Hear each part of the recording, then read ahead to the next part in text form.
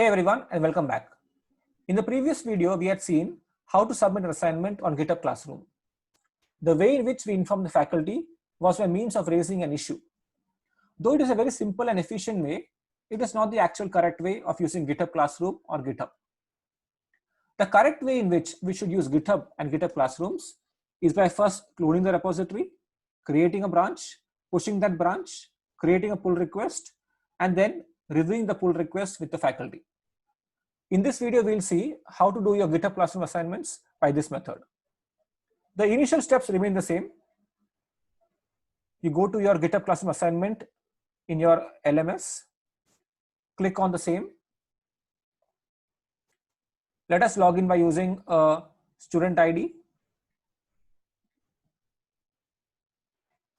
You can accept the assignment.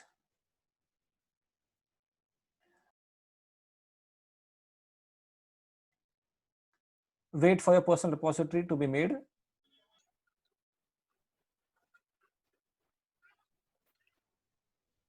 can now click on this link. This will take you to your personal repository. Fine. So your first step, as always, is going to be to go over here, click on this copy button, then go to your local system, do git bash maybe in your desktop, do a git clone and just paste the link. Now you will find a directory that is being formed in your desktop. You can now go into the newly created directory. So cd. If you see, now we are in the master branch. Let us now create a new branch. For example, I will say git checkout -b and the new branch name. So it can be experiment 2 version 1, maybe something like this. So you have created a new branch now. Now you will work in this branch. For example, now if I go back to my directory, I need to work, so I will just delete a few files. So maybe I delete all these files. I have only 2 files left. So you will do a git status and check what all files are to be staged. Then you will stage your files by doing git add and a full stop. You will then commit all your files. Deleted a few files. All these things remain the same. Now is the main change over here. You will now be pushing your branch instead of pushing your master. So you will do git push origin and expt2 version 1. So you're not going to push your master, but you're going to push your branch. Fine. So once your branch is pushed, you can go back to your GitHub repository. You can do a refresh. Now you will find, instead of 1, you will find 2 branches over here. So this over here is your master branch, and then you have your second branch over here, expt2 version 1. So this is your next branch. Now instead of creating an issue, in this method you will create a pull request. All right. So you will do a new pull request, and you will create a pull request so that you can merge your master with your newly created branch. So my base is master. I'm going to compare that with the branch. Fine. So these are the changes over here, and then you will create a pull request. You can name the pull request by saying experiment 2, new files added. Maybe you can say over here, comment over here, dear sir, the new version of experiment is uploaded. Kindly check and review. Okay. So you can create a pull request like this.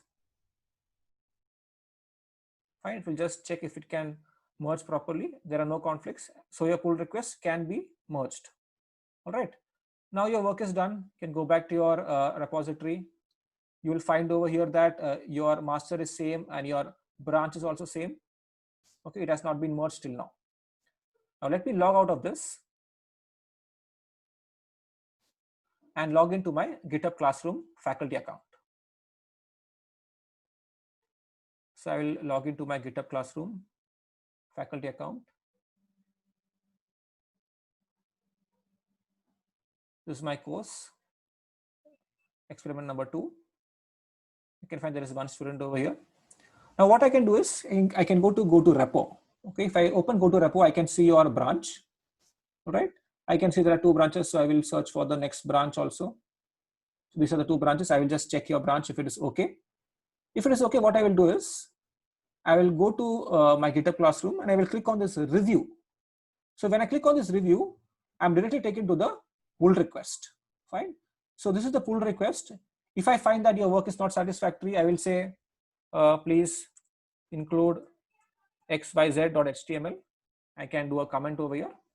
You can find my comment over here. Then what you can do is you can again push your branch with these requirements. If everything is fine, what I will do next is I will do a merge pull request. Okay, let the faculty do a merge pull request. Then I will say experiment to complete, well done. Okay, I will do a confirm merge.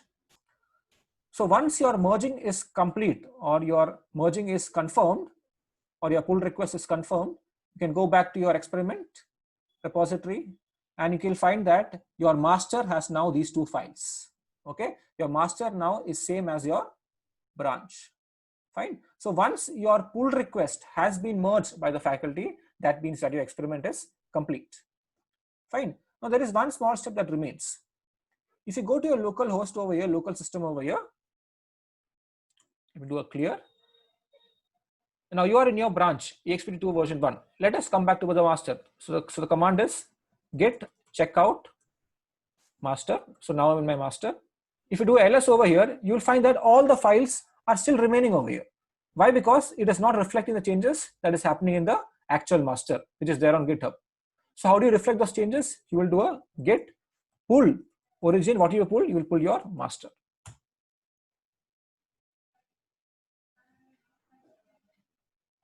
Fine. Now if you do a ls, you will find that there are only 2 files over here. All right. So the additional steps over here is that you have to first of all create your branch, then push your branch, then create a pull request, then get the pull request accepted by the faculty. Once that is done, then you can do a pull. And what you will pull the master. Fine. So it's a bit complex, but by means of practice, this will become very normal for you. Okay. And this is the actual way of using GitHub and GitHub Classrooms. Fine. So hope this video has been useful. So you can use either the create issue one or the create pull request one, whichever you find to be easy. Fine. So thank you very much.